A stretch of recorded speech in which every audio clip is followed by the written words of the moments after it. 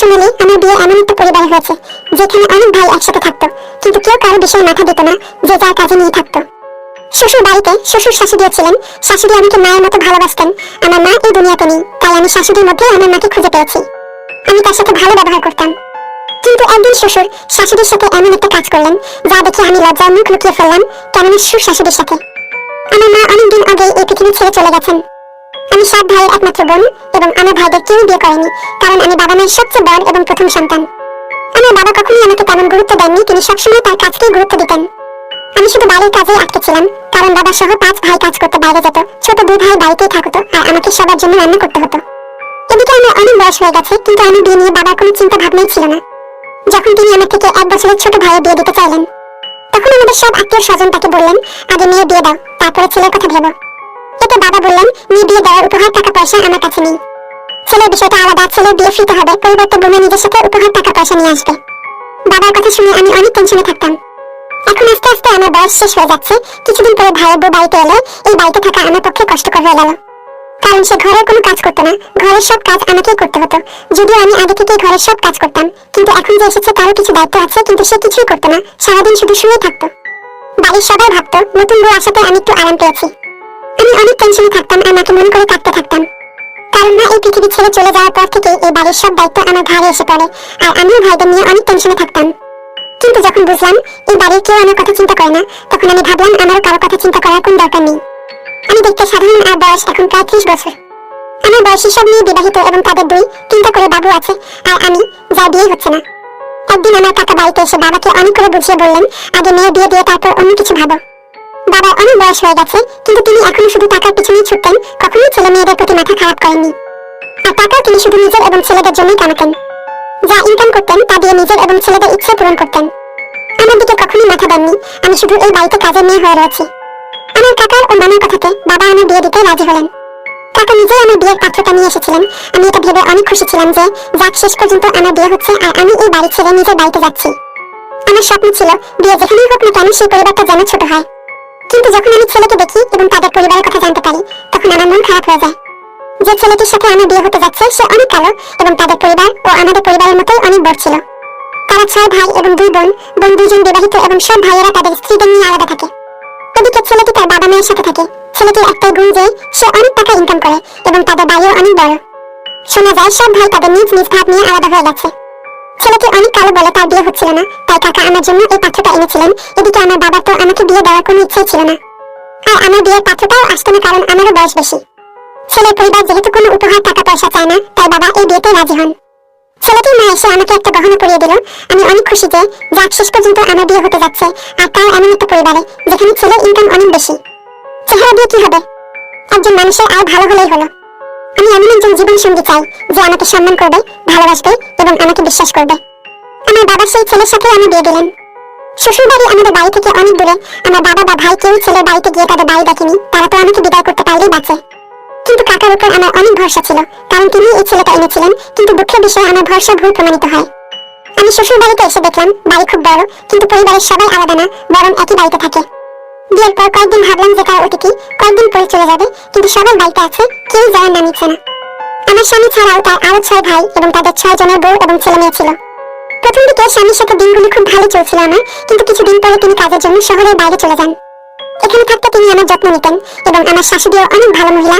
আমার সব ভাবিরা তাদের ঘরেই থাকতো, তারা ঘুমানো আর মেকআপ করার বাইরে সময় পান না। আমি কেবল 2-3 দিন আরামের সুযোগ পেয়েছিলাম, তারপর থেকেই এই বাড়ির সব দায়িত্ব আমাকে নিতে হয়। যদিও কাজের লোক ছিল আর তারা সবাই সততার সাথে কাজও করতো, কিন্তু আমি এত বড় দায়িত্বে কাজের লোকদের ভরসা করতে পারিনি, তাই তাদের দেখাশোনা করা আমার দায়িত্ব ছিল। আমার শাশুড়ি আমার দায়িত্বে অনেক খুশি ছিলেন। এত মানুষ থাকা সত্ত্বেও এই বাড়িতে সবসময় নীরবতা থাকতো, কারণ কেউ ঘর থেকে বেরিয়ে হতো না। স্বামী শহরে যাওয়ার পর থেকে আমাকে একাই ঘরে ঘুমাতে হয়। আমার স্বামী অনেক ভালো ছিলেন। বিয়ের প্রথম রাত থেকেই তিনি আমার সাথে অনেক ভালো ব্যবহার করতেন। এমন স্বামী পেয়ে আমি অনেক খুশি। যখন আমার রুমে একা ঘুমাতাম, তখন মধ্যরাতে আমার মনে হতো যেন কারো আওয়াজ আর হাতের আওয়াজ শুনতে পাচ্ছি, তাই আমার মনে হতো এই বাড়িতে ভূত আছে। দিনের বেলায় এই বাড়ির সবাই ঘরের ভিতরেই থাকতো, তাহলে রাতে এই বাড়ি থেকে হেঁটে বেড়ায়। আমার অনেক ভয় করতো। এখন তো প্রতিদিন এমন হতে থাকলো যে আমি কারো হাতের আওয়াজ শুনতাম। আমি ভয়ে আমার ঘরের দরজা ভালো করে আটকে শুয়ে শুয়ে ভাবলাম আমি এই বিষয়ে কাউকে জিজ্ঞেস করবো যে রাতে এই বাড়িতে কি হয়। পরের দিন যখন শাশুড়িকে জিজ্ঞাসা করলাম, তিনি আমার প্রশ্নে একটু ঘাবড়ে গেলেন এবং অন্যভাবে উত্তর দিলেন যে এই বাড়িটা অনেক বড়, বাড়িতে অনেক লোক থাকে, কেউ না কেউ হয়তো রাতে ঘুম থেকে উঠে বা কারো বাবু হয়তো কাঁদে আর তোমার মনে হয় কেউ আওয়াজ করছে। আমি মনে মনে ঠিক করলাম যে যাই হোক না কেন, কেউ তো আমার ক্ষতি করছে না, তাই আমি আমার সংসারে মন দেই। আমার এসব নিয়ে চিন্তা করার কোনো দরকার নেই। এই বাড়ির নীরবতায় আমি অনেক বিরক্ত। প্রত্যেকেই নিজের নিজের কাজে ব্যস্ত। মাঝে মাঝে স্বামীর সাথে ফোনে কথা বলতাম আমি। একদিন রাতে আবার শুনতে পেলাম কেউ যেন অনেক আওয়াজ করছে। আজ সাহস করে উঠে দেখতে চাইলাম কে অনেক আওয়াজ করে আর কে সেজে এত রাতে ঘুরে বেড়ায়। আমি বের হয়ে দেখলাম আমার শ্বশুর ফোনে কারোর সাথে কথা বলছে। শ্বশুর প্রায় ফোনে এত কথা বলতো যে সারা বাড়িতে তারই কণ্ঠস্বর প্রতিধ্বনিত হতো। ছোটখাটো বিষয়ে রাগ করা, ঝগড়া করা এবং ফোনে দীর্ঘক্ষণ গল্প করা এসবই আমার শ্বশুরের কাজ, কারণ তিনি কোনো কাজ করতেন না আর সারাদিন বাড়িতেই থাকেন। শুনেছি শ্বশুরের অনেক রাগ, তাই সবাই তাকে অনেক ভয় পায়, এমনকি আমার শাশুড়িও তাকে ভয় পেত। শ্বশুরের ব্যবহার বাড়ির কারোর সাথেই ভালো ছিল না। তিনি কারো কথা শুনতেন না, যা মনে হতো তাই করতেন। বর্তমানে দিনগুলো এইভাবেই পার হয়ে যাচ্ছিল। প্রতি রাতে দেখতাম মধ্যে রাতে যে মানুষটা হেঁটে বেড়াচ্ছে সে আর কেউ নয় আমার শ্বশুর। তিনি রাতে কারো না কারোর সাথে ফোনে কথা বলতেন। মাঝে মাঝে রাতে আমি ভয় পেতাম, কারণ তিনি শাশুড়ির সাথে খারাপ ব্যবহার করতেন। আমার শাশুড়ির সাথে সব সময় খারাপ ব্যবহার করতেন। বুকে পায়ের জুতো মনে করতেন। আমার বিয়ের প্রথম দিকে এমন কিছুই ছিল না, কিন্তু আমার স্বামী চলে যাওয়ার পরেই জানি না তার কি হয়েছে, শাশুড়িকে তিনি প্রতিদিন মার দিতেন আর শাশুড়ি অনেক আওয়াজ করতেন, কিন্তু শ্বশুর থামতেন না। এখন আমি প্রতি রাতে তাদের ঝগড়া কান দিয়ে শুনতে শুরু করি, কারণ স্বামী স্ত্রীর মধ্যে কি নিয়ে এত ঝগড়া হয় আর শাশুড়ি কি এমন ভুল করেছেন যার জন্য শ্বশুর তাকে মার দিতেন। কিছুদিন পরে আমার স্বামী 2-3 দিনের জন্য বাড়িতে আমার সাথে সময় পার করতে আসেন। আমার স্বামী আসায় অনেক খুশি হয়েছি আমি, কিন্তু অবাক হয়েছি যে যেই দিন থেকে আমার স্বামী বাড়িতে এসেছে সেই দিন থেকে শ্বশুর শাশুড়ির মার দেওয়া বন্ধ করে দিয়েছেন। এটা আমি আগেও লক্ষ্য করেছি যে আমার স্বামী যখন বাড়িতে থাকেন তখন আমার শ্বশুর শাশুড়ির ঝগড়া হতো না, বাড়ির সবাই একসাথে বসে খাবার খায় এবং একে অপরের সাথে সময় কাটায়। স্বামীর আসাতে বাড়িটা একেবারে পরিবর্তন হয়ে গেল। একদিন আমার স্বামী আমাকে বললেন, ভালো করে রেডি হয়ে চলো বাইরে কোথাও ঘুরতে যাই। আমি রেডি হয়ে স্বামীর সাথে বেরিয়ে পড়লাম। আমার স্বামী আমাকে একটা অনেক বড় রেস্তোরাঁয় নিয়ে গেল, সেখানে দুজনে একসাথে বসে খাবার খেলাম। আমার স্বামী আমার দিকে তাকিয়ে জিজ্ঞেস করলেন, কি হয়েছে, তোমার মন ঠিক নেই মনে হচ্ছে, তুমি ঠিক মতো খাচ্ছ না কেন? এই সময় স্বামীকে এসব কথা বলা ঠিক হবে কি? কারণ আমি শাশুড়ি এবং বাড়ির পরিবেশ নিয়ে অনেক টেনশনে ছিলাম, তাই আমি স্বামীকে সবকিছু বলবো কিনা ভাবছিলাম। কারণ বিয়ের পর এই প্রথম একসঙ্গে সময় কাটাতে ঘরের বাইরে এসেছি। আমি এসব কথা বলে স্বামীকে বিরক্ত করতে চাই না, আবার ভাবছি এসব না বললে এটার সমাধান হবে কিভাবে। তাই সাহস করে স্বামীকে জিজ্ঞেস করলাম, তোমার বাবা রাতে মায়ের সাথে ঝগড়া করে কেন? এই প্রশ্ন শুনে আমার স্বামী অবাক হয়ে আমার দিকে তাকিয়ে বলল, তুমি কি পাগল হয়ে গেছো? এটা হতেই পারে না, বাবা তো মাকে অনেক ভালোবাসেন।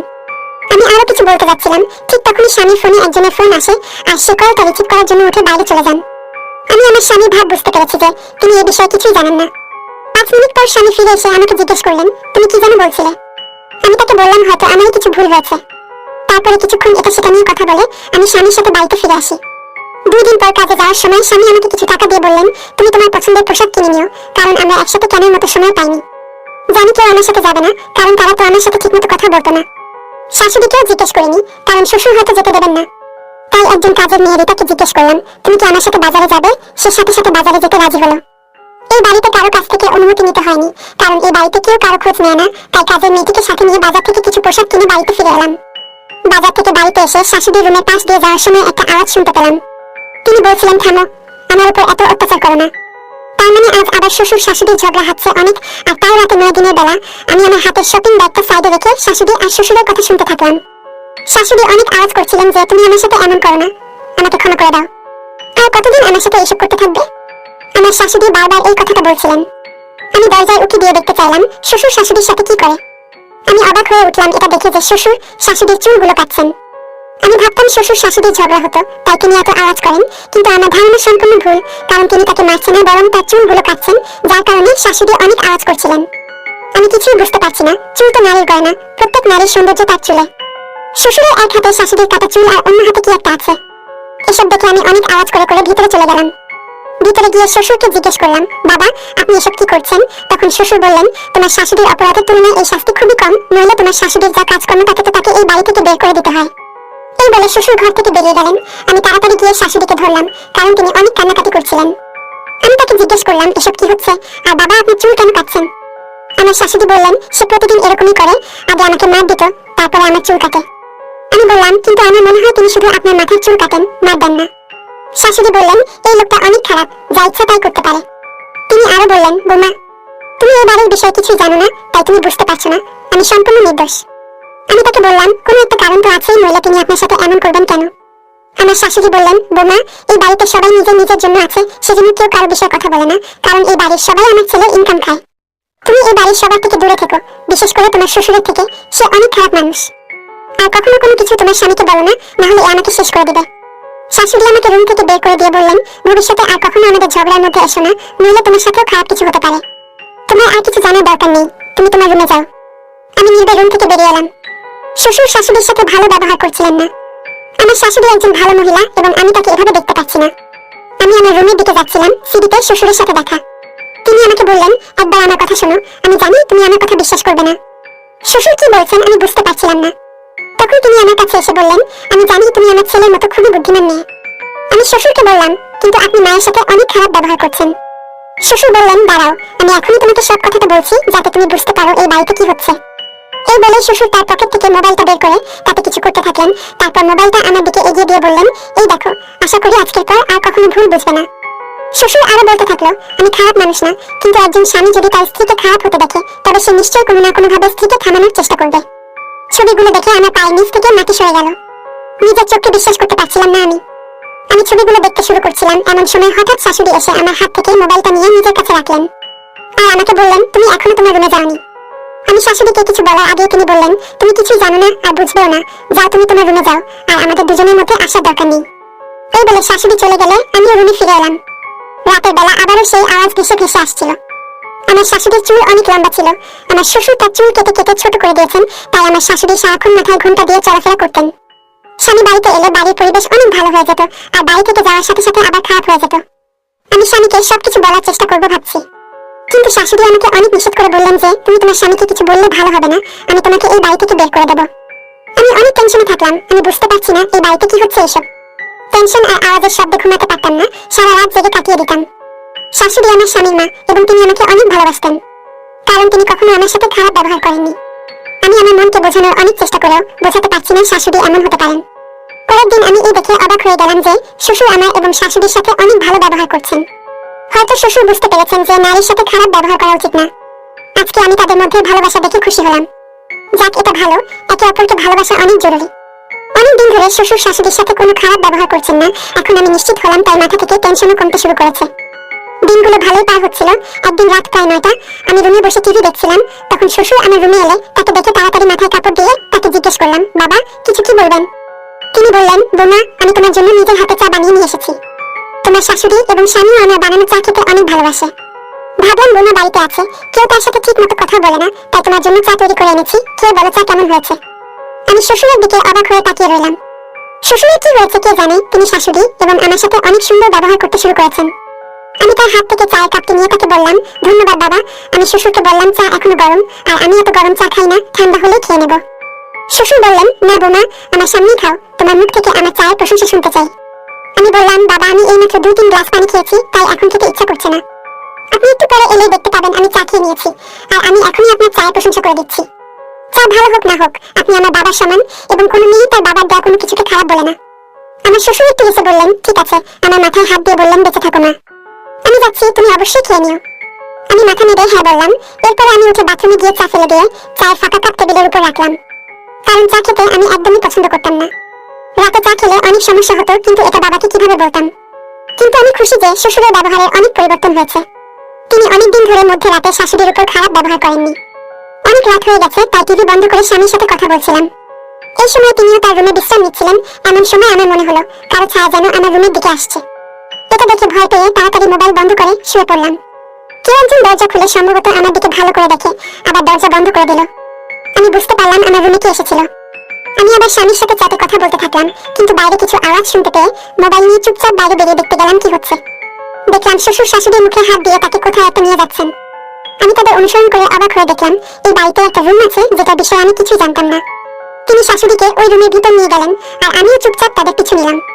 শ্বশুর শাশুড়িকে রুমের ভিতরে নিয়ে গেলেও তিনি রুমের দরজা খোলা রেখে দিলেন, তাই আমিও চুপচাপ তার পিছু নিয়ে রুমের ভিতরে চলে গেলাম। দেখলাম রুমটার ভিতরে একটা ছোট ঘর আছে। আমি সেখানেই দাঁড়িয়ে তাদের কথা শুনতে থাকলাম। শ্বশুর শাশুড়িকে চেয়ারে বসিয়ে তাকে রশি দিয়ে বেঁধে দিলেন। রুমটা আগে থেকেই ছিল। শ্বশুর তার সাথেও কথা বলছিলেন। তারপরে শ্বশুর শাশুড়িকে যা যা বললেন তা শুনে আমি অবাক হয়ে গেলাম। শ্বশুর বললেন, এই বাড়িতে তোমার যা কিছু সম্পদ আছে সব তোমার একমাত্র ছেলে হবে, তাই আমি চাই তুমি সবকিছু আমার নামে করে দাও। আমি এত বছর ধরে এই দিনের অপেক্ষায় ছিলাম, তাড়াতাড়ি সই করে দাও, না হলে আজ আমি তোমাকে শেষ করে এখানে রেখে দেবো এবং সবাইকে বলবো যে তুমি তোমার ভালোবাসার মানুষের সাথে পালিয়ে গেছো। এখন তাড়াতাড়ি এই কাগজপত্রে সই করো, যাতে তোমার ছেলের সব সম্পত্তি আমার নামে হয়ে যায়। শাশুড়ি বললেন, আমি শেষ হয়ে যাব, তবুও সই করবো না। এইসব আমার ছেলের কষ্টের টাকা। তুমি কি চাও যে আমি তোমাকে আর তোমার খারাপ ছেলেদের আমার ছেলের এসব কষ্টের টাকা দিয়ে দেবো?